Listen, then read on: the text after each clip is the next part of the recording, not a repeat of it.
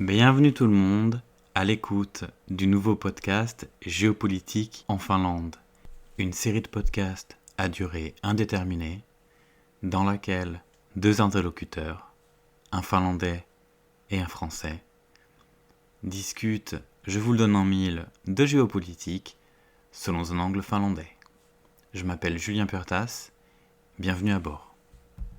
Salut Yoni, bienvenue à toi. Je suis vraiment ravi que tu viennes me rejoindre pour cette aventure en podcast. Avant toute chose, est-ce que tu veux bien, s'il te plaît, te présenter un petit peu pour nos auditrices et nos auditeurs? Ouais, je suis Yoni Askola, j'ai 31 ans, je suis finlandais, mais j'ai passé plusieurs années de ma vie en France, à Colmar. Et c'est pour ça que je parle français. Et du coup, j'habite en France et en Finlande. Et je suis en doctorat de politique publique à l'Université de Charles, à Prague. Et j'espère bientôt finir ce doctorat. Et en dehors de ça, je fais des analyses géopolitiques et je publie ça sur Twitter. D'accord, très bien. Et t'es depuis longtemps sur Twitter? Ça fait ce compte que j'ai actuellement, ça doit faire un an qu'il existe, mais ça fait 6 mois que je publie, à peu près peut-être 6-7 mois que je publie des analyses Ouais, et des threads. ouais. Ouais. Tu m'as pas aussi parlé de tes actions pour l'Ukraine. Ouais, Tu veux développer un peu là-dessus ou on en ouais, parlera un peu plus tard, ça va revenir ouais, dans la discussion aussi de toute façon. ouais, je peux en parler vite fait, mais mon frère, Yushi, lui, il fait partie d'une association qui s'appelle Help 99, qui est une association estonienne et qui collecte de l'argent pour acheter des 4x4 et des drones pour l'armée ukrainienne. Et c'est comme ça que je me suis lancé sur Twitter à la base parce que je voulais aussi aider avec ce projet. Et j'étais allé en Ukraine plusieurs fois avec eux, mais j'avais besoin d'un moyen pour récolter des fonds. Et du coup, Twitter c'était pas mal parce que je trouvais un moyen pour avoir assez de followers sur Twitter, je pouvais Mhm. ensuite leur demander de l'argent pour l'Ukraine. Et du coup, c'est pour ça que je suis rentré sur Twitter à Et la ça a pas base. si mal marché d'ailleurs. Ouais, ça se passe bien. On est en train de faire une récolte en ce moment même. Et on va retourner en Ukraine en décembre. On mettra les liens, Ouais, on merci, mettra les liens merci. dans la description évidemment. Donc sur ce podcast, on va essayer de parler un peu de géopolitique, peut-être avec un ton un peu différent de ce que les auditeurs français entendent d'habitude. Déjà parce qu'on va peut-être être plus relax au niveau de la forme. Hmm. Et sur le fond, on aura peut-être aussi un angle un peu différent. On verra si on a des retours et ce que les gens en pensent. Bon, évidemment, si on part sur la géopolitique récemment, il y a, je sais pas, à l'heure où on enregistre, même pas une dizaine de jours, il y a l'élection de Trump. Euh, est-ce que tu veux nous parler un peu de tout ça, de comment tu vois ça aussi depuis ta perspective en tant que Finlandais, en tant qu'activiste pour l'Ukraine, Hmm. en tant que plein de choses Vu d'ici, c'est pas forcément une très bonne nouvelle Ouais, parce que vu de là non plus. non, parce que la Finlande vient de rejoindre l'OTAN il y a pas si longtemps que ça et Trump a parlé de potentiellement quitter l'OTAN ou suspendre Mhm. les États-Unis de l'OTAN. Et pour l'Ukraine, c'est pas forcément une très bonne chose. Comme on a 1300 km de frontière avec la Russie, pour nous, c'est assez important que l'Ukraine ne s'écroule pas Ouais, pour la Finlande, ouais. pour la Ouais. Finlande. Et du coup, à cause de ça, on suit ça de très près. On n'est pas forcément très content d'avoir Donald Trump comme prochain président. Le problème, c'est que maintenant, on peut plus changer ça. Donc maintenant, l'effort, ça va être d'essayer de le convaincre de rester dans l'OTAN et de pas faire des folies pour l'instant quand on regarde l'équipe qu'il va avoir dans son prochaine administration. Mhm. La plupart des gens sont des fous. Mais sur les affaires étrangères, On va le dire franchement. vraiment des fous. Mais sur les affaires étrangères et sur son conseiller sécurité, Mike Waltz, et aussi son secrétaire d'État, donc ministre des Affaires étrangères, Marco Rubio, sont des gens qui sont pas. C'est pas les meilleurs choix, mais pour Trump, ça va encore. C'est Il pas aurait pu des avoir gens. pire, ouais. Ça aurait pu être pire, et c'est des gens qui détestent pas forcément l'Europe et qui sont plutôt pas trop fans de la Russie et de la Chine. Mais pour qu'ils rentrent dans le gouvernement, ils ont dû quand même pas mal changer leur rhétorique sur les derniers mois. Et on vient d'apprendre hier que Tulsi Gabbard va potentiellement être la directrice des renseignements nationaux américains. Et ça, c'est une très mauvaise nouvelle pour nous parce que, comme on a eu, après la Deuxième Guerre mondiale, la Finlande a eu une phase de plusieurs décennies de finlandisation qui nous a été forcée par l'URSS après la Deuxième Guerre mondiale. Et du coup, les pro-russes, on n'est pas forcément méga fans. Et elle est ouvertement pro-russe et pro-Assad Mhm. et très anti-OTAN. Et du coup, on voit pas forcément ça d'un très bon œil. Ok. Bon, on va suivre ça. On reviendra un peu plus tard sur sur la finlandisation, je pense. Mm.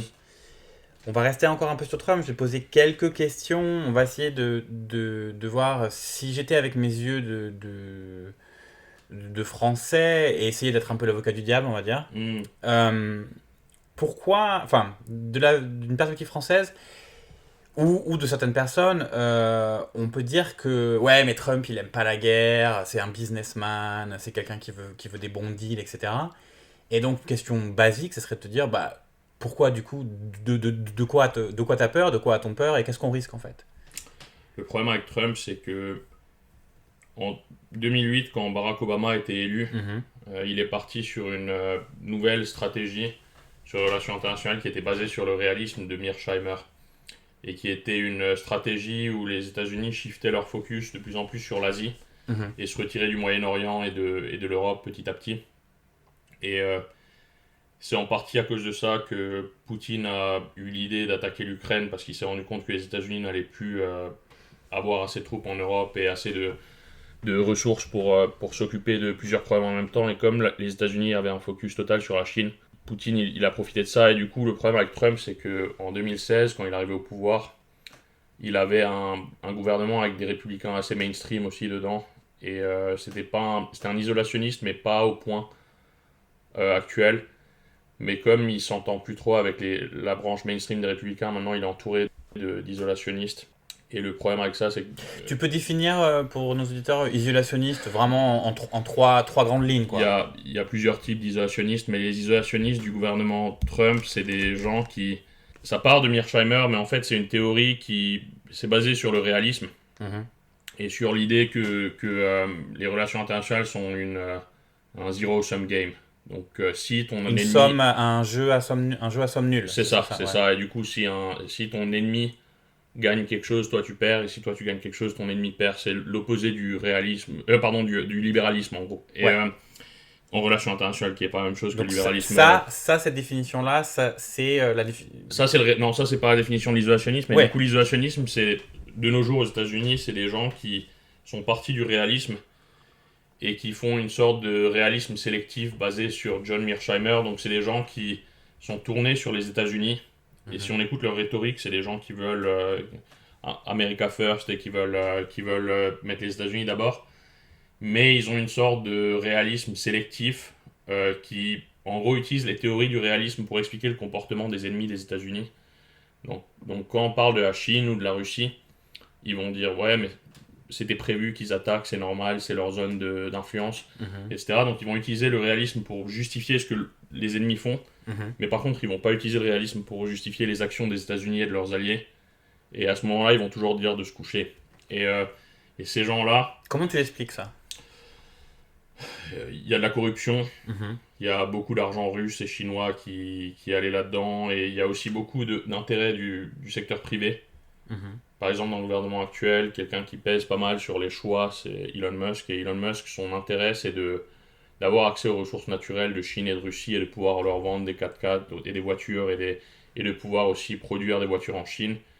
Et pour ça, il a besoin que les États-Unis et la Chine et la Russie s'entendent. Et du coup, lui, il n'a pas vraiment une idéologie politique qui est basée sur sur des théories de relations internationales, mais c'est plus une idéologie qui est basée sur ses intérêts personnels. Ouais, mais de toute façon, comme Trump, quelque part, à beaucoup de Comme niveaux. Trump et comme beaucoup de gens, même s'ils ont des intérêts qui ne sont pas forcément toujours alignés, mais Mhm. à cause de ça, les Américains ont cet isolationnisme un peu sélectif et ce réalisme un peu sélectif qui en gros prend en compte le populisme américain et les électeurs américains, et du coup est sélectif dans le sens où c'est un isolationnisme qui va utiliser ce shift vers l'Asie comme excuse pour se retirer d'Europe, mais qui en même temps, Et il va se justifier aussi pour des raisons de business, c'est ça, de sens de l'histoire. c'est On ça. utilise même ce genre de termes ou Pas carrément? tant que ça, mais il y a un peu de ça. Mais Ouais. après, par contre, sur la question israélienne, ils sont pas du tout isolationnistes. Mhm. Donc c'est un groupe marrant parce que dans ce groupe, il y a des gens qui sont pro-Palestine, il y a des gens qui sont pro-Israël, mais ils sont tous derrière Trump. Par exemple, Tulsi Gabbard, qui est pas forcément du même avis que Marco Rubio, etc. Mais ils Ouais. sont tous derrière Trump, et c'est des gens qui, du coup, sont prêts à faire n'importe quoi s'il y a une guerre avec l'Iran. ils vont y aller à fond, ils vont envoyer des missiles, ils vont aider Israël, ils vont tout faire. Mais par contre, s'il s'agit de l'Europe, ils laissent tomber. Pour une raison X, ils ont je sais pas, une faiblesse pour la Russie. Ils aiment bien la Russie. Et du coup, ils laissent la Russie faire ce qu'ils veulent. Et en Chine, à la base, c'est des gens qui sont censés être anti-Chine et anti-Xi Jinping et qui sont censés justifier ce... Leurs alliés, tu veux dire? Non, c'est des gens qui à la base n'aiment pas la Chine. Ah oui, d'accord. Et du coup, les isolationnistes américains actuels, c'est des gens qui sont censés être anti-Chine, mais qui, entre 2016 et maintenant, sont devenus beaucoup plus pro-chinois. Et du coup, c'est des gens qui commencent déjà à prévenir un peu qu'ils vont peut-être pas défendre Taïwan si Taïwan se fait prendre. Et du coup, je vois ça comme de l'isolationnisme. C'est les États-Unis qui se retirent du monde en dehors d'Israël et du Moyen-Orient. Mais comme on disait, la nature a horreur du vide, et donc c'est ça. Tu te retires, mais... Il y a la Chine, l'Iran, la Corée du Nord, la Russie et leurs alliés qui viennent ensuite et qui essayent de prendre la place. Et ça, du coup, le problème de cet isolationnisme, c'est que comme les États-Unis ont pris des responsabilités de protecteurs dans plusieurs régions du monde, et bien sûr, c'est un coût, mais ça leur a aussi beaucoup apporté de deals, de puissance, d'influence. Et du coup, comme les États-Unis... C'était un investissement quelque part. Enfin, si on veut regarder ça d'une manière un peu froide... c'était pas de la charité ce qu'ils faisaient. Et du coup, ils ont fait ça, D'ailleurs, ils ont signé des deals. Il y a l'OTAN, il y a le mémorandum de Budapest où ils promettaient à l'Ukraine de protéger leur souveraineté, etc. Et du coup, là, ils sont en train de briser les deals et ils passent pour un pays qui est moins fiable qu'avant. Et donc, tu auras plus de mal à avoir de nouveaux partenaires et des nouveaux alliés. Et c'est quelque chose que Trump déteste. Les traités, toute la bureaucratie. Lui, il aime bien tout ce qui est bilatéral. Lui, il veut des deals. Il veut des deals. Il veut du bilatéral. Comme ça, s'il y a un problème avec quelqu'un, on peut s'en débarrasser, on peut remplacer par quelqu'un d'autre. Mais il n'y a pas besoin de... Quand il y a un traité avec plusieurs pays, il faut s'entendre, il faut faire des compromis. Et quand c'est bilatéral, il n'y a pas besoin. C'est beaucoup plus sur la loi du plus fort, sur des choses comme ça, quoi. C'est pas étonnant, et puis à la limite ils s'en cachent même pas complètement. Non. Mais c'est sûr que ne pas voir que ça peut créer des bouleversements, c'est... Moi je sais que je bifurque un tout petit peu, mais j'ai écouté un petit peu certaines émissions comme ça en France qui parlaient de l'élection de Trump, et c'est vraiment très très peu évoqué, quoi. On va vraiment pas très loin dans certaines personnes un petit peu. Mais on va vraiment pas... je suis pas sûr que sur les ondes de la télé, ou de la télé, bon, c'est encore plus compliqué, même de la radio publique française, par exemple, je suis pas sûr que quelqu'un soit rentré autant en détail que toi, que ce que tu viens de faire, là, en 5 ou 10 minutes sur ces questions. Le problème en France avec Trump, c'est que la France a toujours eu un petit complexe avec les États-Unis, parce que la France est quand même une ancienne puissance mondiale et actuelle puissance régionale. Et les États-Unis sont la plus grande puissance mondiale actuellement encore. Et du coup, à cause de ça, le gaullisme français, les restes de gaullisme français, ont toujours poussé les Français un peu à pas avoir la haine des États-Unis, mais quand même un petit peu faire attention avec les États-Unis et pas forcément toujours être d'accord avec eux et pas vouloir les suivre aveuglément. Et du coup, je pense qu'il y a pas mal de Français qui sont pas forcément des fans de Trump, mais qui voient ça un peu comme une opportunité. Pour la France de ressurgir un peu. Et le problème, c'est que c'est pas forcément hyper réaliste, parce que si les États-Unis n'ont pas assez de puissance pour dominer seuls sans leurs alliés, avec une armée largement plus grande, avec 10 fois plus de budget, avec beaucoup plus d'alliés, beaucoup plus de tout, la France va avoir du mal avec un porte-avions qui fonctionne 6 mois sur 12, c'est pas forcément... ça va pas se faire demain. On a tenu un moment avant de commencer à casser un peu du sucre sur le dos de l'armée française. Mais c'est pas contre l'armée française, mais c'est un problème européen. L'Europe seule, les pays européens seuls ne peuvent pas...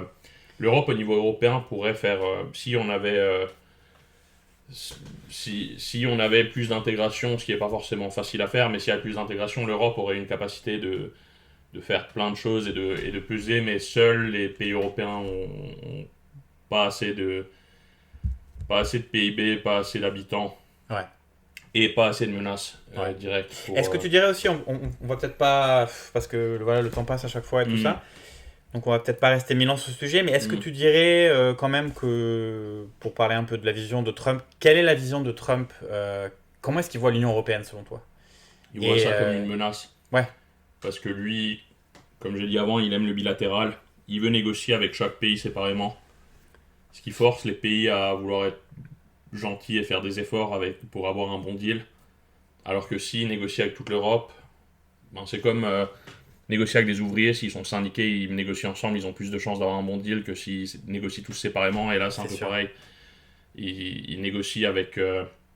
s'ils négocient avec les Pays-Bas seuls, les Pays-Bas vont pas pouvoir faire grand-chose. Mais par contre, si c'est l'Allemagne, les Pays-Bas et la France, ben, c'est un peu différent. Et c'est pour ça. Donc ils voient ça comme une menace, ils voient ça comme quelque chose aussi qui l'empêche de faire du business. Ouais. Parce que ça légifère, parce que ça met des lois partout, parce que ça... Et parce que ça fait un compétiteur. Trump, il a une façon de gouverner et de gérer ses entreprises qui est basée sur le fait de mettre les gens les uns contre les autres pour garder le contrôle. Donc, il veut que les gens aient constamment un peu peur de se faire virer. Pas que comme dans son show de télé. En fait, c'est exactement comme Elon Musk, ce qu'a mis en place Elon Musk chez Twitter une fois qu'il a pris le pouvoir là-bas, quoi. Un peu, ouais, mais il y a le côté... il y a ce côté où il aime bien mettre des gens dans des positions qui sont pas forcément en bons termes entre eux et les mettre un peu en compétition pour... Ça, c'est un point commun avec un de nos amis dont on n'a pas encore parlé, qui s'appelle Vladimir Poutine. Ouais. Et c'est une de ses grandes stratégies, pour conserver le pouvoir, en gros. Hein. Ouais, ouais. Vraiment le diviser pour mieux régner, ouais. mis en pratique à tous les niveaux. Bon, on va pas directement partir là-dessus parce que ça va faire un peu abrupt par rapport à ce qu'on a parlé pour le moment. On va essayer de se recentrer un peu sur une vision finlandaise de tout ça. Et puis puis par rapport à l'Ukraine aussi, et puis comment tu vois tout ça. Pourquoi est-ce que aussi on peut aussi un peu parler de pourquoi est-ce que moi c'est aussi quelque chose que je vois vraiment depuis la Finlande. J'ai l'impression qu'on quand même on s'intéresse, même si malheureusement il y a de l'usure qui passe, mais globalement on s'intéresse toujours plus au sort de l'Ukraine qu'en France. Ouais. Plus de monde. En France, on a un peu l'impression que c'est un peu mou au niveau du soutien, voire même dans certaines catégories de la population, une hostilité à l'Ukraine, une fascination pour Poutine, etc. Bon, ça, j'ai des choses que j'ai beaucoup de mal à expliquer, mais on peut expliquer par tout un tas de choses. Et puis après, dessus viennent tout un tas de phénomènes autres dans la politique européenne, de polarisation, de sorte de résurgence d'idées, on va dire, d'extrême droite, avec tout ce que ça implique, avec des idées, donc on aime les hommes forts, on aime la force, on aime des choses comme ça. Et d'un autre côté, on a aussi l'impression que l'Union européenne, dans la manière dont elle fonctionne, au jour le jour, n'est pas tout à fait amène d'affronter ça. Elle n'a pas les armes. Donc vraiment, tout ceci pose vraiment beaucoup de questions. Mais déjà, juste sur l'Ukraine et la Finlande, par exemple, qu'est-ce qui te vient en tête ? Pour comparer à la France, déjà en Finlande, il n'y a pas de pro-russe. On n'a aucun parti politique qui est même un peu pro-russe. Bien sûr, on a des mini-partis qui n'arrivent pas à avoir de membres au Parlement. Et puis, une petite minorité des gens qu'on voit un peu sur les réseaux sociaux. C'est ça, il y a des complotistes, il y a des pro-russes en Finlande. Mais il n'y a aucun parti politique qui réussit à être pro-russe et rentrer au Parlement en même temps. Donc c'est vraiment une minorité de la population. On parle de 1% ou quelque chose, alors qu'en France... en France, c'est le cas. Oh, vraiment. Alors là, ça, c'est limite du complotisme. En France, il y a quand même plusieurs gros partis. Déjà, en France, il n'y a pas de gros parti qui n'a pas une branche pro-russe dans le parti.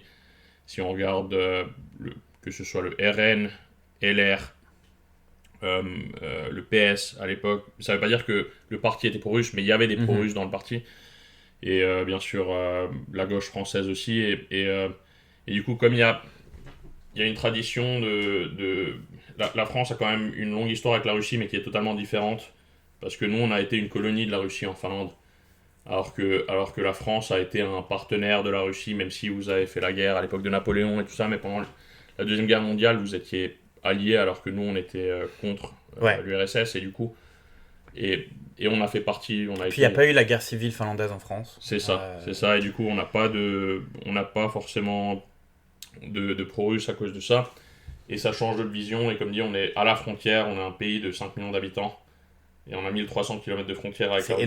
C'est énorme. Et à cause de ça, chaque homme en Finlande doit faire son service militaire. Et comme pendant un an, tu as le temps de réfléchir sous la pluie et de te demander pourquoi tu La neige. pourquoi faire ça. Et du coup, ça motive pas forcément les gens à avoir beaucoup de sympathie Ouais, et envers la puis Russie. forcément, on connaît mieux ce que fait son voisin quand même. C'est ça. Et du Donc, coup, en Finlande, on n'était pas forcément surpris de la même manière que les Français quand la Russie a attaqué. Parce que c'est quelque chose. c'est- Une attaque russe, c'est quelque chose qui se prépare en Finlande depuis la fin de la Deuxième Guerre mondiale. On a des abris à bombes partout. On a des abris à bombes pour à peu près 4 millions d'habitants sur 5 millions. Donc, c'est-à-dire tous ceux qui ne seront pas à l'armée ou en train de faire la guerre seraient dans des abris à bombes. Dans tous les bâtiments avec, je crois, plus de 3 foyers dedans, il y a un nombre de mètres carrés il aussi faut un minimum. abri. Il faut un abri à bombes. Et on est préparé à ça. À l'école, on en parle. Et à cause de ça, on a une vision différente. Et pour nous, en Finlande, si l'Ukraine tombe, ça veut dire que la Russie va avoir ce que la Russie veut. Et la Russie a envie d'influencer les pays autour et de créer une sorte de zone tampon où ils peuvent décider du sort de ces pays-là. Et comme on a été dans cette zone dans le passé, on n'a pas envie de retourner dedans. Et c'est pas un hasard que tous les pays voisins de la Russie ont envie de rejoindre l'OTAN à cause de ça, c'est parce que la Russie agresse Quasiment tous, ouais. tous. Et on a sur le sur le l'histoire finlandaise, on a eu beaucoup de guerres avec eux, on n'a pas envie d'en avoir de plus, et c'est pour ça qu'on s'est allié Ouais. avec l'OTAN, et c'est pour ça que l'Ukraine pour nous c'est important. Et et c'est pour ça que les pays baltes, pareil, sont beaucoup plus motivés, les Polonais sont beaucoup plus motivés, les pays un peu plus loin comme la France, l'Espagne, l'Italie et l'Allemagne sont moins motivés à aider l'Ukraine. Ouais. Alors que pourtant, même ces pays proches, pour différentes raisons, donc les pays proches de la Russie, pour différentes raisons, sont à la limite encore plus que la France sous l'emprise ou avec des risques d'une Mm, certaine de tentative beaucoup plus. permanente de domination politique de la part Mm, du système de Poutine, de tentative de faire tomber ou de faire changer, essayer de faire évoluer la vie de la population, créer des dissensions, enfin des choses que... avec des minorités russes dans certains pays baltes comme en Lettonie, en Ouais, Estonie tout ça. Et après, le fait qu'on est à la frontière, bien sûr, on s'en rend plus compte aussi. ouais. Parce que dans les pays un peu plus loin, comme en France, les Russes sont très présents et jouent beaucoup sur la désinformation, mais ça gêne moins parce que c'est pas un voisin, donc il n'y a pas de risque de Russes qui traversent, de tanks russes qui passent la frontière demain, et du coup ça gêne moins, Ouais, puis c'est une réalité que... Je sais pas si c'est une réalité que beaucoup de gens ne veulent pas voir, hmm, parce que ils sont encore... Est-ce qu'une partie des Français se, sont, se sentirait vraiment encore plus chamboulé que déjà la période qui est déjà très, très ouais, compliquée, même si malheureusement j'ai peur que ce hmm, soit que le début. Mais voilà, mais encore plus chamboulé dans sa sécurité, dans son sentiment de sécurité ou d'insécurité, hmm, en se disant que, en acceptant que, bah oui, que la Russie est en guerre contre nous. hmm, Alors c'est une guerre hybride, c'est une hmm, guerre qu'on peut appeler on peut la définir de plein de hmm. façons différentes. Mais je pense quand même qu'il y a beaucoup de Français Mais là, qui je seraient pense. pas du tout, ils seraient pas du tout même d'accord avec ça. Je pense Hmm, que même là, parmi les gens qui vont nous écouter, je suis sûr qu'il y en a une bonne partie qui vont un peu, hmm, qui vont peut-être sourire ou dire bah non, enfin hmm. vous délirez les gars quoi. Ouais. Il y a aussi, là-dessus, encore une fois, je pense que les restes de gaullisme en France jouent parce que je parle pas de tous les Français, mais je pense qu'il y a beaucoup de Français, quand ils entendent l'ingérence russe, la désinformation russe, ils font rapidement du whataboutisme et se disent, ben, il y a les États-Unis d'un côté, les Russes de l'autre, et c'est comme ça, et c'est la vie, et c'est pas grave. Mais la différence, c'est que les Et États-Unis, les États-Unis c'est pas mieux, etc. c'est ça, c'est Enfin, ça, alors que les États-Unis, c'est un allié, la Russie, c'est pas un allié. Les États-Unis ne se disent pas en guerre contre la France, alors que la Russie se dit en guerre contre l'Europe. Et les États-Unis sont pas en train de bombarder un pays européen, alors que la Russie, si. Et du coup, c'est deux choses et deux niveaux qui sont totalement différents, mais c'est un. c'est au moins des partenaires, on va dire. Les C'est- États-Unis c'est pas toujours des alliés objectifs dans Mais sur dans tous les papier, dossiers. sur papier, c'est des alliés à 100%. Ouais, ouais. Même s'il y a Il y a des des tensions, dissensions, mais chacun c'est ses intérêts, etc. c'est ça, mais sur papier, c'est des alliés qui sont censés se défendre en cas de guerre. Donc c'est quand même pas comparable. Mais les gens en France cette gymnastique mentale et ce whataboutisme, et souvent se mettent à comparer les deux, et du coup, ça les gêne moins. Et puis une bonne partie de Français aussi, pour plein de raisons différentes. Moi, je me souviens de discussions avec des copains quand on était au lycée encore. Aiment pas du tout les Américains, aiment pas du Ouais. tout les USA. On comprend, enfin, c'est pas qu'on peut pas comprendre pourquoi, parce qu'il y a plein de raisons, notamment si, Ouais. si on vient de la gauche, qu'on Ouais. s'est un peu intéressé à la guerre du Vietnam, à mille choses liées à tout ça, même la Ouais. guerre froide, Clairement. des tentatives de coup d'État en Amérique du Sud. Enfin, il y a plein de choses. On sait Bien sûr. que la CIA, que plein de choses ont fait des choses pas du tout recommandables. Donc, Le problème, c'est les doubles standards. Parce que moi, je suis pas forcément une personne qui déteste les États-Unis ou qui est méga tu les connais critique. déjà assez bien. Je les connais assez bien et Tu j'ai as habité aux habité États-Unis. là-bas, Mais je comprends très bien les gens qui aiment pas les États-Unis et qui sont contre les États-Unis et qui veulent pas d'influence américaine en France. Je suis pas forcément toujours d'accord avec eux, mais je les comprends très bien et je trouve que c'est un avis très rationnel et très logique. Mais dans ce cas-là, parce que la plupart de ces gens-là sont quand même plutôt pro-russes aussi en même temps, Ouais, c'est ça. c'est quoi l'intérêt de pas vouloir avoir les côtés négatifs des États-Unis, qui est quand même un allié, même si c'est un allié qui est pas parfait. Qui, pour le moment encore, n'est pas une dictature. C'est assez soft comparé à la Russie. Dans ce qu'ils font à ces pays-là, comme la France, je parle pas de ce qu'ils ont fait dans le passé à d'autres pays, mais c'est pas, ça n'a pas forcément énormément de sens de pleurer sur les États-Unis et de vouloir s'allier avec la Chine ou la Russie en échange, parce que c'est... Et la Chine et la Russie, c'est des pays qui, en plus de se dire en guerre contre nous, enfin la Chine ne le dit pas, mais le fait en soutenant la Russie, mais c'est des pays qui prennent de l'influence française dans le monde, en Afrique, dans d'autres pays qui ont des intérêts totalement différents de la France, et c'est un des problèmes que j'ai avec les fédéralistes européens en France, mais aussi dans d'autres pays, avec Macron par exemple, c'est que Macron parle beaucoup de stratégie autonomique et européenne et de tout ça, mais Macron c'est aussi la personne qui va aller en Chine avec Xi Jinping et critiquer les États-Unis en étant à côté de Xi Jinping. Ouais, ça a été terrible. Et c'est des choses qui... En fait, c'est un peu le même processus intellectuel, c'est de se dire, il faut qu'on se débarrasse des États-Unis, il faut pas qu'on soit trop dépendant des États-Unis, ce qui est une bonne chose, mais en même temps, alors, il faut qu'on soit ami avec la Chine, mais une comparaison peut-être un peu hardcore, mais si on a un rhume, faut pas l'échanger contre le sida ou contre un cancer, c'est pas c'est pas forcément une bonne chose. C'est même pas la peste et le choléra là. Non, donc c'est une mauvaise gastro et je comprends très bien, comme dit, les gens qui veulent se débarrasser de l'influence américaine et avoir une Europe plus forte et tout ça, je suis tout pour, mais faut pas remplacer les États-Unis par des pays pires. C'est clair. Enfin, moi ça me paraît assez évident, mais beaucoup de personnes en France sont pas encore. Je pense vraiment qu'il y a aussi une méconnaissance profonde de l'histoire de la Russie, de l'histoire coloniale de la Russie, de l'histoire impérialistique de la Russie. Et de la géopolitique en général. Et sûrement, de la géopolitique en général aussi. C'est vrai que la France n'est pas le pays où on est le plus... En fait, comme c'est un grand pays, avec une grande histoire, les gens peuvent se concentrer sur la France. Et c'est pour ça, par exemple, si on compare la France, par exemple, avec la Russie, en Russie, le Sciences Po russe, qui s'appelle MGIMO, c'est une école de relations internationales. Donc, tous les gens dans laquelle tu as été. J'ai étudié là-bas, et c'est une école où tous les étudiants font des relations internationales pendant 6 ans. Et ils vont devenir diplomates ensuite, ou faire de la politique, ou du business, mais c'est des relations internationales. Tout est basé sur les relations internationales et la géopolitique pour ces gens-là. Alors qu'en France, si on regarde Sciences Po, même s'il y a des relations internationales à Sciences Po, les masters les plus prestigieux historiquement en France, c'est affaires publiques, c'est des masters qui ne sont pas forcément liés à ça. Et ça se voit en regardant la télé en France.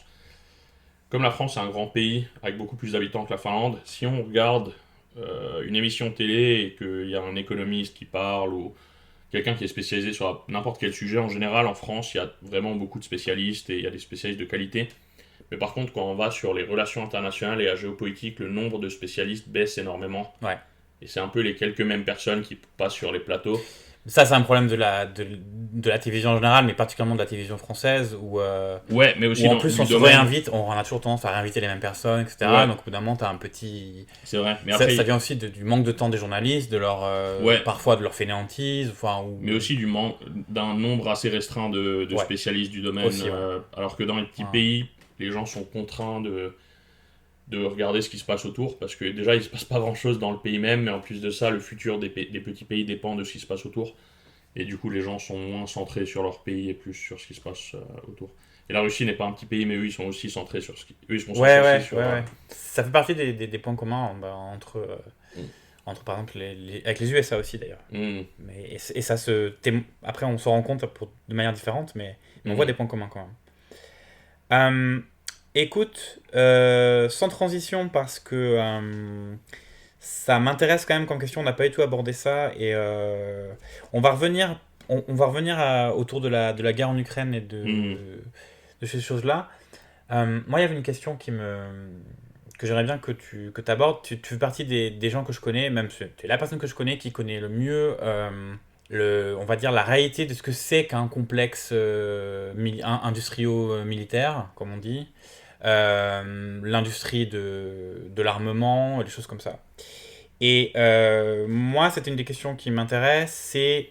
Alors, on a parlé un peu de la manière dont Trump voit la guerre en Ukraine. On n'a pas encore tout à fait parlé du deal qu'il va essayer d'essayer peut-être d'arranger coûte que coûte contre l'Ukraine, enfin en défaveur de l'Ukraine. Mais il y a quand même des entreprises et des gens avec des intérêts quand même à vendre leurs armes là-bas et à ce que ça se passe. Est-ce que tu penses que ça va jouer dans la balance dans ce que ça va limiter Trump dans sa marge d'action et tout ça au moment de négocier ses deals, ou tu penses que pas du tout? Pas du tout. Voilà. Alors explique-moi pourquoi. Parce que c'est quelque chose aussi qu'en France on a entendu. Ouais.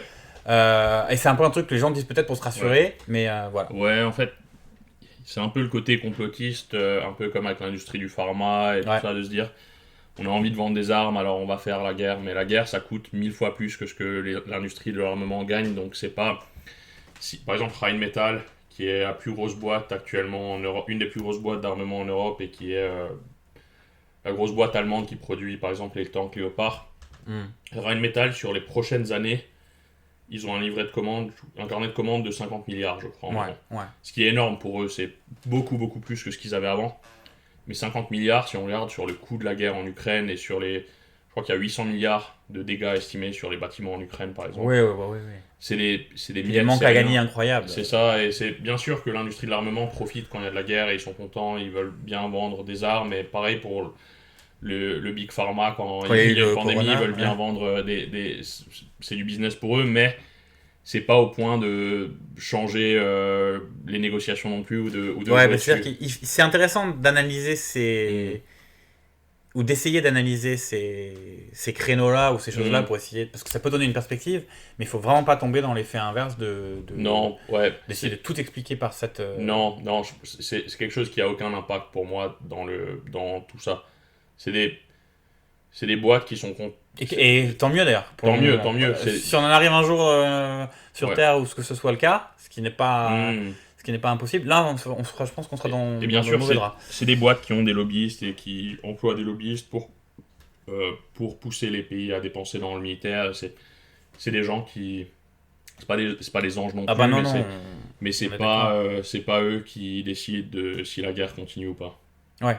Et même s'ils donnent leur avis... Ils ont pas d'avis, leur avis n'est même pas pris en compte. Ouais. C'est pas... c'est des fourmis sur le total des choses. Ouais. Mais et tu penses, j'en ai déjà un petit peu parlé, mais tu penses que quand on dit Trump n'aime pas la guerre parce que pour lui ça empêche le business et que lui en fait il veut que les gens puissent faire du business, tu penses que c'est vrai ou pas? Non, c'est pas vrai. Trump il aime la guerre. Trump pendant son premier mandat il a fait la guerre dans tous les sens. Mais c'est juste qu'il n'a pas commencé. Pourquoi est-ce qu'on entend exactement l'inverse, notamment en France? Parce que c'est un menteur. Parce que Trump, c'est un menteur que lui mente, il ment tout le temps. Les gens tombent dans son. Mais que des journalistes, alors peut-être pas sur tous les télés, mais que certaines personnes en France. Les gens sont cons. Mais il n'y a pas disent, mais non, mais Trump, ça a été. Trump, il a arrêté de faire la guerre, ça a été. Sous Biden, il y a eu 0 nouvelle guerre américaine. Les soldats américains étaient dans aucune guerre sous Biden. Parce qu'il s'est retiré de l'Afghanistan, donc il n'y avait pas de troupes américaines en Afghanistan. C'est Biden qui se retire d'Afghanistan, c'est pas Trump. Mais c'est une décision de Trump. Certes. Mais d'ailleurs, Trump l'a fait de manière exprès à ruiner Biden, donc il a retiré des troupes, et il a annoncé que les États-Unis allaient se retirer, mais il a mis une date qui était après l'élection. Et du coup, Biden s'est retrouvé dans une situation où il n'y avait plus assez de troupes pour sécuriser Et il avait un deal avec les talibans qui allaient revenir au pouvoir. Donc soit il devait poignarder les talibans dans le dos et leur dire qu'on se retire du deal, soit se retirer d'une manière chaotique. Et ça, c'est les restes de Trump. Mais sous Trump, la guerre en Afghanistan a continué. Ouais. Il a fait 4 ans d'Afghanistan, il n'a pas arrêté ça. Sous Trump, il a fait des allers-retours en Syrie, en Irak du Nord, avec les Kurdes. De temps en temps, il les aidait, il combattait ISIS, donc l'État islamique. De temps en temps, il se retirait parce que Erdogan l'appelait et lui demandait de se retirer. C'était pas... Il est un grand ami de Netanyahou, enfin un grand ami. Ouais. Il a tué Soleimani. Il a fait une frappe de plus de 100 tomahawks sur Assad. Donc Trump, en fait, c'est Trump qui est un suppôt de l'industrie. Non, mais Trump militaire. En Libye, je rigole. En Libye, il a pas fait grand chose pour calmer la situation. Ouais. Trump, c'est pas quelqu'un qui aime la paix. D'ailleurs, Trump, il n'a pas été élu en 2016 sur un programme forcément très isolationniste. C'est plus, il était déjà un peu isolationniste parce qu'il avait le côté économique protectionniste. Mais sur le militaire, il n'était pas forcément très isolationniste à la base.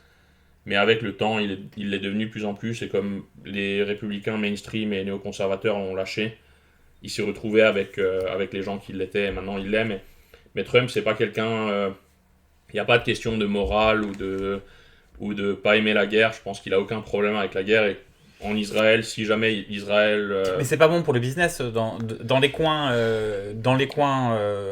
où normalement on fait beaucoup de business, une guerre c'est mauvais pour le business. Ça dépend, parce que par exemple en Libye, Trump, ça le gênait pas. Quand il y a une crise en Libye, il n'y a pas de pétrole libyen. Je pensais à des territoires plus, on va dire, développés économiquement, on va dire. Ouais, non, il pense au business, et Trump, c'est quelqu'un qui a envie de faire des deals et de négocier. Il a envie d'avoir des photos de lui en train de signer quelque chose et de serrer des mains. Mais il s'en fout du contenu du deal et il s'en fout si ça dure ou pas. S'il fait un deal de paix et que dans 5 ans ça réexplose quand il est plus là, ça le gêne pas. Mais il veut que le deal lui serve à lui. C'est ça. Donc si ça lui serve à lui, c'est se montrer en photo, ça peut suffire, quoi. Et sous Trump, les Saoudis et les Houthis se battaient. Il y a eu beaucoup de conflits sous Trump. C'était pas... Sous Biden, il y avait moins... Les États-Unis étaient moins présents dans les conflits sous Biden que sous Trump. Dans les deux cas, ils étaient moins présents que d'habitude. Mais comme dit, c'est une suite de cet isolationnisme et de ce shift vers l'Asie que Obama a entamé en 2008-2009.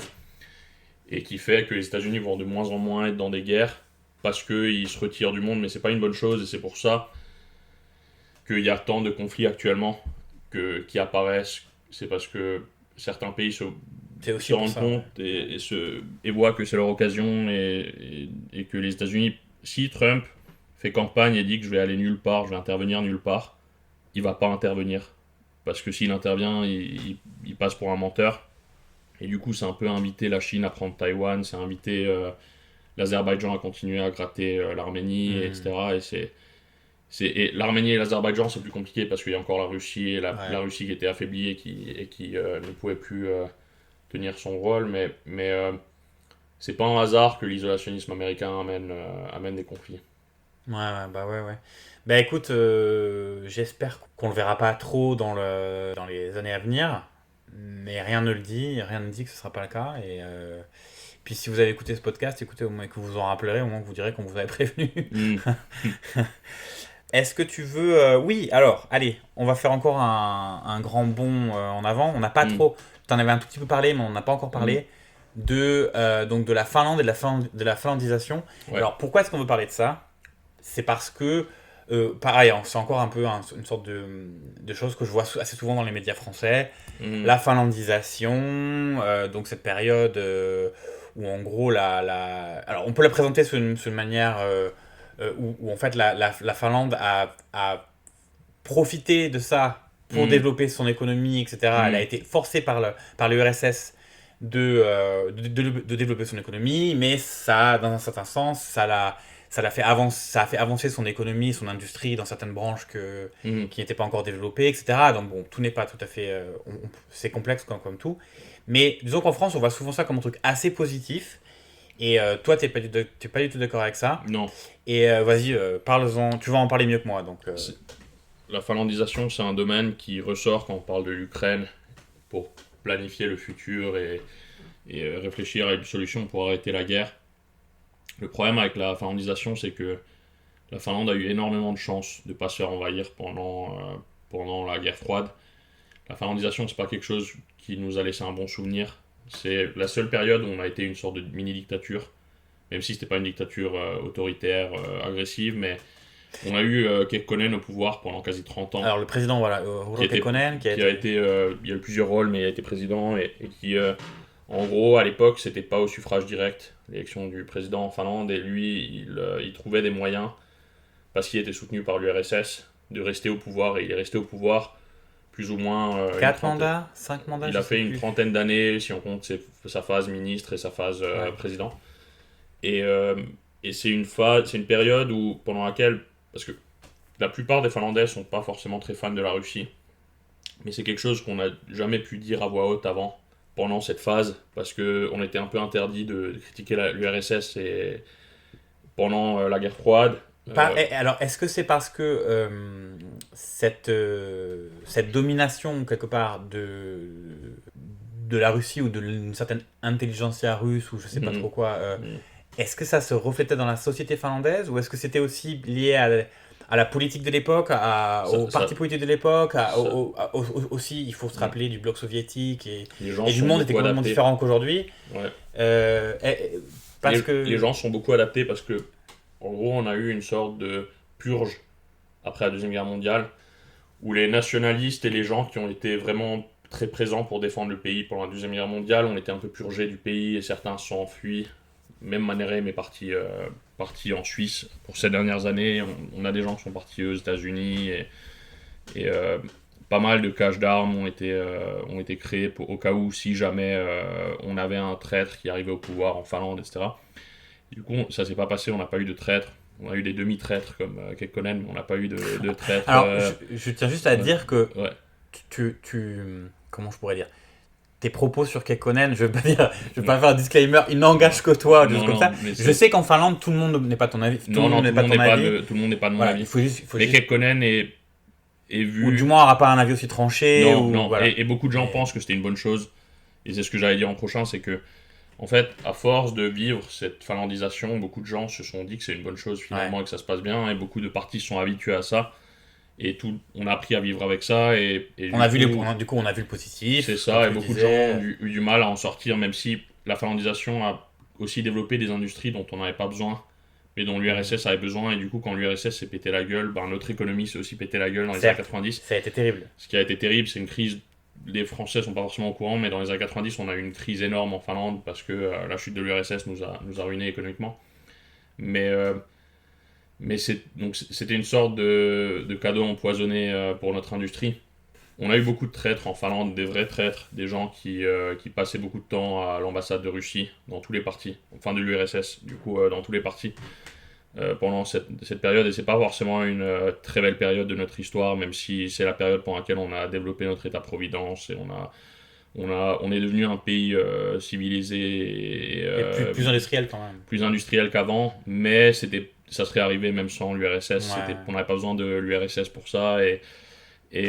Au contraire, enfin même les autres pays, les pays voisins ont développé les mêmes modèles de manière similaire. On est le pays le plus pauvre des pays du Nord, et on est le seul qui a été finlandisé, donc il y a peut-être... Ouais, mais après, de toute façon... C'est-à-dire que le retard il faut vraiment que les gens se rendent compte, le retard économique engendré que la Finlande a subi suite à la crise des années 90, c'est vraiment énorme. C'est-à-dire qu'il faut se rendre compte, je ne me rappelle pas des chiffres, mais c'est d'une brutalité, c'est bien plus fort que par exemple ce qu'on a vu en France en 2008, des choses comme ça. On a eu énormément, des milliers de suicides dans le pays, et ça s'est vraiment très mal passé pendant les années 90. Mais puis beaucoup de jeunes qui ont grandi à cette époque, donc maintenant des gens qui ont peut-être une trentaine, quarantaine d'années. On parle souvent dans beaucoup de familles traumatisme, ou des choses, il a fallu...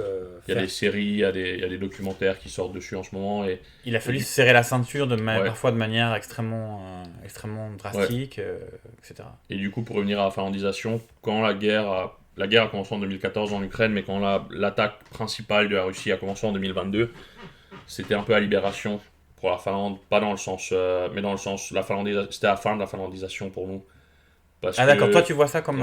parce qu'en fait on a eu le début de la fin quand l'URSS s'est pété la gueule. C'était une bonne chose pour nous, même si on a eu de la crise économique, mais ça nous a permis de plus être autant sous leur De emprise, s'émanciper, ouais. de nous émanciper, mais on n'a pas osé trop le faire. Donc on l'a fait étape par étape. Au début, on est rentré dans l'Union Européenne en 95. On a commencé à faire des entraînements militaires avec les pays de l'OTAN, un peu faire des entraînements militaires avec la Suède, faire de la coopération internationale, mais sans rentrer dans l'OTAN. Et notre stratégie pendant longtemps était de dire, on n'est pas dans l'OTAN, mais si jamais la Russie nous force à choisir, on se met du côté de l'OTAN. Donc en gros, pour essayer de leur donner, de leur faire comprendre qu'il faut pas faire de folie. Et du coup, dans les sondages, il y avait à peu près la moitié des Finlandais qui étaient contre rentrer dans l'OTAN jusqu'à 2022. Et l'autre moitié qui était divisée entre ceux qui ne savaient pas et ceux qui étaient pour l'OTAN. Ensuite, il y a l'attaque de la Russie sur l'Ukraine, la grosse attaque en février 2022. Et boum, en un mois, quasi toute la population est pro-OTAN. Et moi, je suis convaincu que l'avis de ces gens n'a pas vraiment changé. Enfin, c'est un avis, ils se sont rendus compte. Ouais. Mais c'est parce que jusqu'ici, ils avaient un peu peur de ce qui pourrait arriver si jamais la Finlande rentre dans l'OTAN, si la Russie arrête de faire du business avec nous, ou nous commence à nous menacer, met des troupes à notre frontière. Mais comme l'Ukraine était un pays neutre, et l'Ukraine s'est fait envahir quand même, à ce moment-là, beaucoup de Finlandais se sont rendus compte que ça sert à rien d'être neutre parce que ça arrête pas la Russie d'être neutre. Et aussi le fait que beaucoup de gens qui ont fait la guerre en Finlande nous ont toujours dit c'est pas cool d'être seul pendant une guerre contre l'URSS, c'est pas une bonne chose. Et du coup, ça a libéré beaucoup de gens et beaucoup de partis politiques, par exemple. Beaucoup de gens de gauche. Beaucoup de gens de gauche aussi, parce qu'en Finlande, la droite était toujours pro-OTAN, enfin pas toute la droite, mais en large partie. Ouais. En large partie, et du coup, il y a le PS finlandais avec Sanna Marin qui est passé d'un parti plutôt... Qui était la première ministre à l'époque. Première ministre, et qui était un parti plutôt pas trop fan de l'OTAN, mais pas non plus méga anti-OTAN, mais pas fan, et qui tout d'un coup est devenu un parti pro-OTAN. Et c'était pas forcément... comme dit, je pense pas que toute la population a changé d'avis d'un coup. Je pense que c'est juste qu'ils ont osé et qu'ils se sont rendus compte de la situation et du coup on a évolué là-dessus. Ouais. Et tout ça, je me rends compte, ça fait déjà un petit moment qu'on discute. Et on n'a pas du tout encore parlé, ça peut être pour un prochain épisode, hein, mais on n'a pas encore du tout parlé justement de Trump et de l'OTAN. Alors, est-ce que tu veux en parler maintenant ou est-ce qu'on... On peut en parler vite fait. On peut en parler maintenant ? On peut commencer à évoquer maintenant. Ouais. En fait, les gens se souviennent pas forcément, mais c'était vraiment le bordel pendant le premier mandat de Trump. Il y a eu le corona à la fin et du coup on a un peu oublié. Mais sur les relations internationales, c'était vraiment le bordel à l'époque et Trump avait déjà hésité à partir de l'OTAN en 2000, je sais plus quelle année, mais c'était pendant son premier mandat. Et Mark Rutte, par exemple, qui est actuellement le chef de l'OTAN, le secrétaire général, est une des personnes qui a réussi à le convaincre de rester. Et du coup, actuellement, on ne sait pas si Trump va quitter l'OTAN ou pas, parce qu'il y a des pro-russes et des moins pro-russes dans son administration. Ouais. Mais Trump va tenter de négocier la paix en Ukraine. Il le fait peut-être pas pour la bonne raison, mais c'est pas forcément mauvais. Le fait d'essayer, c'est bien s'il réussit à avoir la paix, tant mieux, mais le problème, c'est que... Faut voir les conditions, quoi. Faut voir les conditions, et le problème, c'est que Trump, il essaie de se faire passer pour le négociateur de l'année. Mais en fait, je pense qu'il a un peu raté les cours de négociation, parce que une des règles de base en négociation, c'est de pas commencer les négociations avant qu'elles commencent, et pas donner de cadeaux gratuits à l'ennemi avant que les négociations commencent. Et du coup, Trump qui envoie des messages... Sauf si ton ennemi n'est pas ton ennemi, en fait. Hein. C'est ça. Mais Trump, dans l'idéal, s'il veut négocier la paix pour l'Ukraine, il n'est pas censé faire de compromis avant que les négociations commencent. Et lui, il a déjà commencé à faire des compromis bien avant, en parlant de donner les zones que la Russie contrôle actuellement à la Russie, et d'interdire l'Ukraine de rejoindre l'OTAN pendant 20 ans, et aussi en promettant d'arrêter de donner des armes à l'Ukraine. Il fait un cadeau énorme à la Russie, parce que et en plus de ça, il enlève la motivation de négocier à la Russie, parce que la Russie actuellement est très loin d'avoir atteint ses objectifs en Ukraine. La Russie, son objectif, c'est la démilitarisation et la dénazification de l'Ukraine, qui, bien sûr, est n'importe quoi, mais ce que ça veut dire, si on traduit Alors ça, c'est l'objectif, on va dire...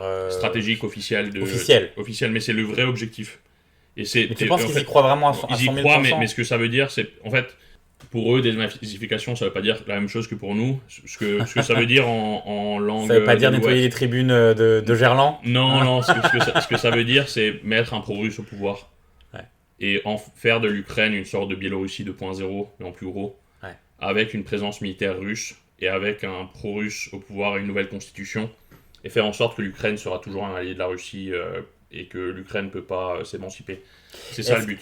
Est-ce que tu penses que dans le deal éventuel qu'il voudrait faire, est-ce qu'on peut imaginer un scénario où malgré tout le deal peut se passer d'une manière où l'Ukraine peut choisir. Alors, je pense pas que pour regarder, si ça restait dans l'état actuel, elle pourrait pas reprendre son territoire. La Crimée déjà, ça me semble plus que compliqué dans l'état actuel, hein, d'un deal, si le monde veut faire un deal. Et une partie des territoires occupés actuellement hors Crimée, voilà, question complexe. Mais au-delà, si on parle pas des territoires, est-ce que tu peux arriver à imaginer un deal où malgré tout, négocié par Trump, où malgré tout, l'Ukraine aurait la possibilité, le choix de pouvoir s'orienter vers l'Union européenne? L'Union européenne, plus que... L'Union européenne, je pense, oui. Mais le problème de Trump, c'est que Poutine, actuellement, comme il n'a pas atteint ses objectifs stratégiques initiaux de guerre, et en plus de ça, Trump lui a promis de plus donner d'armes à l'Ukraine. Poutine, il a zéro motivation de négocier parce que dans sa tête, il se dit que sa situation va s'améliorer dans le futur. Parce que s'il n'y a plus d'armes pour l'Ukraine, ça veut dire que s'il continue, dans un an, il sera beaucoup mieux placé pour négocier un meilleur deal pour la Russie. Ouais. Et du coup, tant qu'il n'y a pas de menace, il n'y a pas de négociation. Et pour avoir un bon deal, Trump est obligé de menacer. On ne sait pas s'il va le faire parce qu'on ne sait pas s'il est un agent russe ou si... On ne sait pas pourquoi, mais tant qu'il ne fait pas ça, il n'y aura pas de bonne négociation. Le meilleur moyen... Excuse-moi, je t'interromps. Ouais. Et puis, ce qu'il ne faut pas oublier aussi, ça fait bête de le répéter, mais Poutine, c'est le genre de personnage qui ne comprend que la force. Ouais. Il faut arrêter d'être dans la naïveté, de penser que... il va pas... Il l'a fait à l'envers à tout le monde dans l'Union européenne pendant des années, notamment au président finlandais. Il a réussi à la faire à l'envers à tout le monde. C'est pas maintenant qu'il va subitement se transformer en agneau. Et Poutine, il a besoin de cette guerre parce que soit il la gagne, soit elle continue. Parce que tant que la guerre continue, il peut dire aux Russes qu'elle n'est pas terminée et que ça va s'améliorer. Et s'il gagne, c'est bien, il a gagné. Mais un entre-deux où la guerre s'arrête mais il gagne pas, c'est compliqué parce que il aura quand même ruiné l'économie russe. En 2020, et du coup, lui, il a besoin de ça. Et à cause de ça, le seul moyen d'avoir Poutine à la table des négociations, c'est de le menacer. Et de, par exemple, donner un paquet d'aide à l'Ukraine maintenant. Pas forcément un énorme paquet, mais je sais pas, donner quelques dizaines de milliards de dollars d'armes. Et dire à Poutine, ça c'est le premier. Si les négociations se passent mal et qu'il n'y a pas de paix, dans ce cas-là, on va augmenter l'aide. On va donner encore plus. Et ensuite, accompagner ça d'enlever les restrictions, laisser l'Ukraine frapper le territoire russe de manière libre, etc. En faisant ça, en menaçant, c'est possible de faire comprendre à Poutine que la situation ne va pas s'améliorer pour lui à long terme. Tu disais combien, par exemple, un paquet d'aide de combien? De 40 milliards, par exemple? Non, mais la taille, c'est pas le... Mais pour dire 40 milliards, je propose qu'Elon Musk revende ses parts de X pour financer l'opération. Il va pas le faire parce qu'il déteste l'Ukraine et non, mais c'est une blague. Russe, mais l'idée, et encore à la limite, il n'y a pas besoin de faire ce paquet avant, mais au minimum, il faut une menace il faut dire à la Russie que s'il n'y a pas de paix, l'Ukraine va être armée jusqu'au dent. Sinon, il y aura pas de deal. Et de toute façon, l'Ukraine, ils sont pas si désespérés que ça. Les gens croient que... J'ai l'impression tu es allé en Ukraine beaucoup, toi. Je suis allé en Ukraine plusieurs fois et les Ukrainiens... On va pas se mentir, sur le front, c'est difficile. C'est difficile. Mais les Ukrainiens, s'ils ont le choix entre le génocide et de se faire prendre par la Russie et que la Russie efface l'identité ukrainienne ou combattre, ils préfèrent combattre quand même, pas tous, mais assez de gens pour que ça continue. Et les États-Unis, c'est qu'une part de l'aide que l'Ukraine reçoit. C'est pas parce que les États-Unis se retirent que l'Ukraine va signer n'importe quel deal. Pour que l'Ukraine signe, il faut que ce soit un deal qui tient la route. Mais les grands doutes qu'on a ou les peurs qu'on a, c'est lié aussi à la puissance de l'OTAN, au droit de veto potentiel que pourrait avoir la Hongrie de Orban, à la déclaration... Tu veux parler un peu de ça aussi ? Ouais, donc c'est un autre sujet du coup, mais c'est un autre sujet, ouais, parce que l'OTAN ne serait pas dans les négociations, s'il y a des négociations, mais pour revenir à l'OTAN, le problème c'est que l'article 5 de l'OTAN, il faut que tous les pays soient d'accord. C'est ça que je veux dire. Et à l'époque, ça marchait parce que même si Orban était au pouvoir, Orban, ça reste quelqu'un d'assez faible. au fond. Et du coup, Orban qui bloque les États-Unis, l'Allemagne et la France, s'ils se mettent tous ensemble contre lui, ils arrivent à le faire changer d'avis. Mais par contre, maintenant, s'il y a Orban, Fico et Trump en même temps, et Fico, peut-être donc, le le Slovaque, Slovaque, ouais, c'est ça. s'il y a plusieurs pays en même temps, et le plus puissant, les États-Unis, et que tous les trois bloquent, il n'y a plus l'article 5. Parce qu'on sait que si la ville de Narva en Estonie se fait prendre demain, Orban va bloquer, c'est sûr, Fico va bloquer aussi. Parce que c'est des traîtres, c'est des pro-russes. Et du coup, Donc, vas-y, répète, s'il y a une attaque de la Russie... si la Russie envahit demain la ville de Narva, Ouais, dans l'est de l'Estonie, ouais. Orban et Fico vont bloquer l'article 5, ils vont tenter de bloquer, ils vont pas vouloir rentrer en guerre avec la Russie parce que c'est leur patron, c'est leur, ils adorent la Russie, c'est des pro-russes. Et à l'époque, on pouvait survivre cette situation parce qu'il y avait les États-Unis, l'Allemagne, l'Angleterre, la France qui venaient et qui mettaient une baffe à Orban et qui le faisaient rentrer chez lui. Mais maintenant, c'est plus possible parce qu'il y a Trump. Et Trump est plutôt pro-russe quand même pour un Américain et plutôt fan d'Orban et pas forcément très, très fan de l'Ukraine. Et du coup, c'est Ben, s'il n'y a pas c'est l'article 5. c'est pas... C'est le... Orban, c'est le politique européen dont Trump dit s'inspirer le plus ou qu'il admire le plus à l'heure actuelle. Parce Alors que c'est un raté total qui a tout raté pour son pays. Qui a complètement trahi ses opinions de départ, etc. Quasiment à un point commun avec Trump d'ailleurs, parce que Trump, avant 2016, au moment des primaires, à un moment, il pensait, il pensait se présenter pour les démocrates à un moment seul. Ouais, il y a bien longtemps. Mais il a été, mais pour dire que, voilà, bon. Après, tout le monde aura changé d'avis, mais bon. On peut changer d'avis, mais Orban, c'est quelqu'un qui, par pragmatisme, va. Si l'État islamique vendait du pétrole, il en achèterait. Et il dirait que c'est pour l'économie, mais à la fin, son peuple finit par payer plus que les autres Européens pour leur énergie. Donc c'est quelqu'un qui trahit à la fois les valeurs européennes et qui veut continuer à acheter autant russe que possible et autant chinois que possible, mais en même temps, à la limite, on pourrait comprendre s'il y avait un avantage économique à ça. Si les Hongrois payaient la moitié de ce que nous on paye dans les autres pays d'Europe, ça aurait un sens, même si ça serait un truc d'individualiste et de connard, ça serait quand même... ça aurait un sens, mais c'est pas le cas. Le gaz en Hongrie est plus cher que dans les autres pays d'Europe, alors qu'il vient de Russie. Et du coup, donc c'est quoi? C'est corruption? Corruption, mauvais deal, parce qu'il a fait des longs deals avec la Russie. Et du coup, comme nous, on a des deals qui sont pas basés qui n'ont pas été signés en même temps, on a signé des deals quand c'était moins cher. Mais lui, il a signé des deals quand le prix était plus élevé. Et du coup, la Hongrie est un des pays d'Europe qui a la pire inflation. C'est le pays le plus corrompu d'Europe. C'est un pays qui met 5% de son PIB annuel dans la démographie, mais qui n'arrive pas à pas à améliorer sa démographie. Et c'est un pays où, dans un tiers des projets européens, il n'y a qu'une entreprise qui rejoint l'appel d'offres. Et c'est toujours des entreprises liées à Orban d'une manière ou d'une autre. Donc c'est une sorte de mini-Russie où, quand on va à Budapest, tout est beau et tout est propre. Et sur la propagande, ils sont très forts. Bon. Non, mais je veux dire, comparé au reste du pays, ils font un effort sur la présentation. Ils sont bons en présentation et ils sont bons pour mentir et pour faire semblant de défendre leur peuple, mais en réalité, sur toutes les statistiques, ça se passe mal. Et après, on va pas faire un épisode de podcast sur la Hongrie d'Orban. D'ailleurs, ça me donne des idées d'invités sur des sujets comme ça. Mais disons que, en plus, au niveau...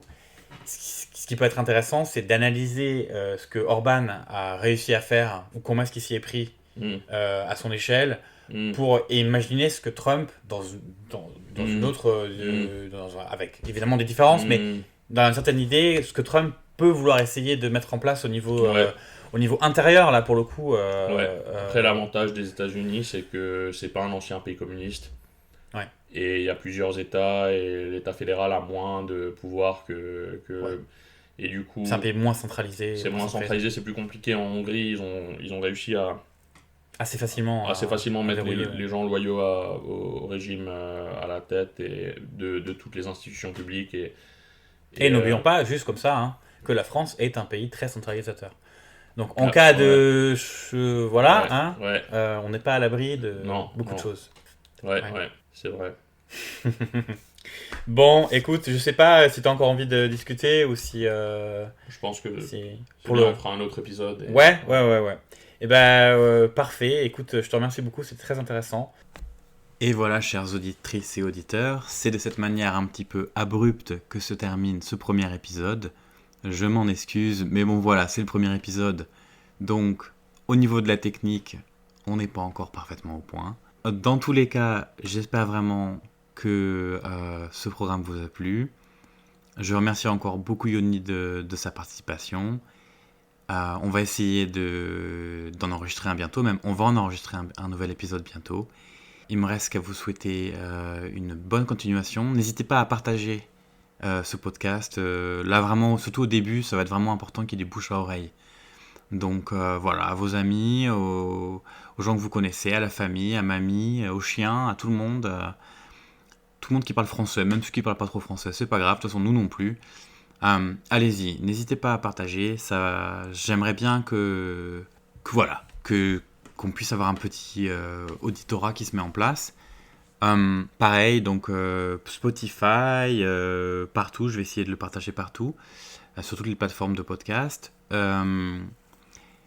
N'hésitez pas à mettre des commentaires, à liker, enfin tout ça quoi. Vous connaissez peut-être un peu comment ça marche. Sinon, vous m'envoyez un message. Voilà. Je vous remercie beaucoup, je fais des gros bisous et à bientôt. Allez, on est parti. On commence. Tu veux un verre d'eau ?